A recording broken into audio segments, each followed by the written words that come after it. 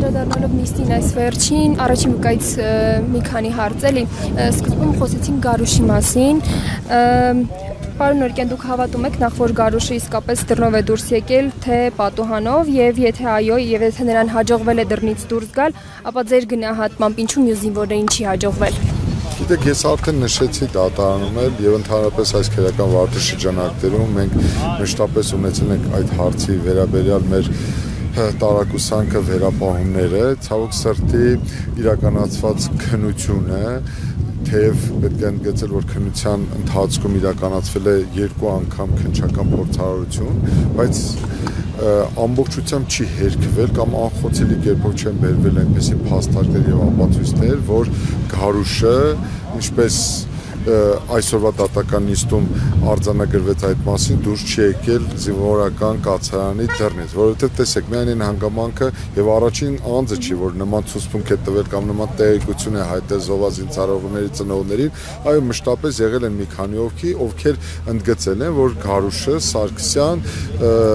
դուրս է եկել դռնից եւ ոչ թե ճաղավանդակներից։ Հենց այսպիսի հակասական ցուցմունքների կամ տվյալների համադրությունն է բերում այն հանգամանքին, որ նշված անձանց ցուցմունքների նկատմամբ արժանահավատության ճգնաժամ է առաջանում։ Ես չեմ կարող հաստատապես պնդել եւ մյուսը, բայց որ այս քրեական վարորդի ընթացքում ձեռբերված ապացույցների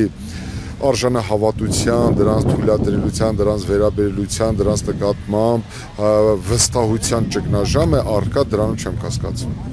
Անդրադառնալով նաև Գարուշի վնասվածք ունենալ չունենալուն, ինչով եք բացատրում նրա թեթև վնասվածք ստանալը, իսկ մյուս փրկված զինծառայողների նույնիսկ քերծվածք չունենալը, նման հերդեհի դեպքում արդյոք հնարավոր է, որ չայրվեին կամ թեթև վնասվածք ստանային։ Ավելին ասեմ, այդ ծավալի այդ մասշտաբի հրդեհի հետևանքով եւ զինվորական կացարանի հատակի այրվածության աստիճանը եւ տարբեր զինծառայողների այրվածության աստիճանը բարձրացրել է մի շարք հարցեր, բայց այդ մասին մենք պատրաստվում ենք համապատասխան անձի հարցաքննության ժամանակ, մասնավորապես այս քրեական վարորդի շրջանակներում համալիր փորձաքննություն իրականացած փորձագետին, հրդեհատեխնիկական, ուրեմն այլ փորձաքննություն իրականացած փորձագետին տալ հենց այդ հարցերը, փորձելով հասկանալ, թե ինչպես կարող էր նման տարբերակված հետևանքներ առաջանալ այս գործընթացում։ Մի անձ, որը գտնվել է նույն տեղում, ստացել է այլ բնույթի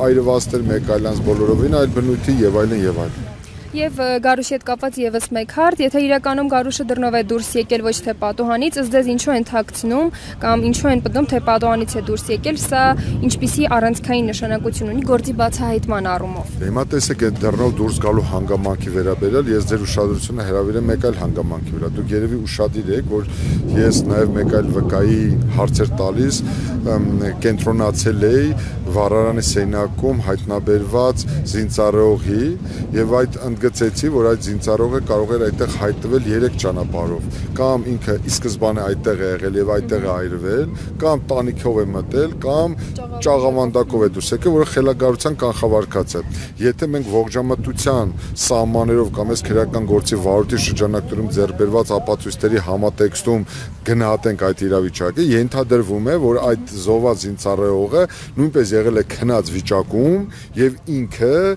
փորձել է կացարանի դռնից դուրս գալ եւ հասնել մինչեւ վառարանը։ Այստեղ հարց առաջանում, եթե այդ զոհված զինծառայողին հաջողվել է, ուրեմն հնարավոր է եղել, ուրեմն այդ դռնից դուրս գալ է։ Հետո ինչու մնացածին չի հաջողվել։ Եվ երկրորդը, եթե այդ վարկածը չի, հաջորդ վարկածը, որ այդ զինծառայողը ի սկզբանե եղել է վառարանի սենյակում, այդտեղ արդեն լրիվ ուրիշ հարցեր են առաջանում։ Ինչպես ինքը չի դուրս եկել այդ վառարանի սենյակից, որովհետև մուտքի դուռը կպած է եղել, շատ մոտ է եղել եւ նա կարող էր փրկվել։ Հետեւաբար այս հարցերի պատասխանների բացակայությունը տալիս է մեզ հնարավորություն կասկածանքով վերաբերելու այն վարկածին, որը առաջ է քաշվում այդվում նաեւ Գարուշի այդ տարածքում դուրս գալու հանգամանքը։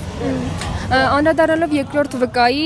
Հայկ Կիրակոսյանի ընկերուհու Սյուզաննա Զաքարյանի վկայությանը, կնշեք նաև ով էր Հայկ Կիրակոսյանը, ինչ առնչություն ուներ այս գործին ու ինչ էական հանգամանքներ պատմեց նրա ընկերուհին։ Հայկ Կիրակոսյանը զոհված 15 զինծառայողներից մեկն է, որը մեզ համար ուշագրավ է այն առումով, որ նրա եւ նրա ընկերու հետ վերջին կապը միմյանց հետ եղել է այդ օրը դեպքի օրը 00:30-ին, այսինքն հունվարի 18-ին լույս 19-ի գիշերի 00:30-ին եւ մեր գործի վարույթի շրջանակներում ձեռբերված նյութերով հիմնավորվում է, որ ըստ էության հրդեհը բռնկվել է 00:40-ին։ Հետևաբար այդտեղ էլ է կասկած առաջանում, չէր կարող 00:30-ին Հայկը խոսել ընկերուհու հետ հեռախոսով եւ 10 րոպե հետո բռնկվել է։ 10 րոպեվա ընթացքում Հայկ Կիրակոսյանը ենթադրաբար չէր կարող շմոլ գազով թունավորվել եւ մահանալ, հետո այրվել։ Սրանում է պայմանավորված այդ հիմնական կասկածը եւ այս վկայի ցուցմունքը։ Իսկ վկան դատարանում ցուցմունք տալիս մոտավորապես այս շրջանակի սահմաններում է տվել պատասխաններ եւ մասնավորապես ընդգծել է, որ դեպքից մի քանի օր առաջ հունվարի 16-ին, հունվարի 17-ին Հայկը իրեն պատմել է, որ սպաների միջև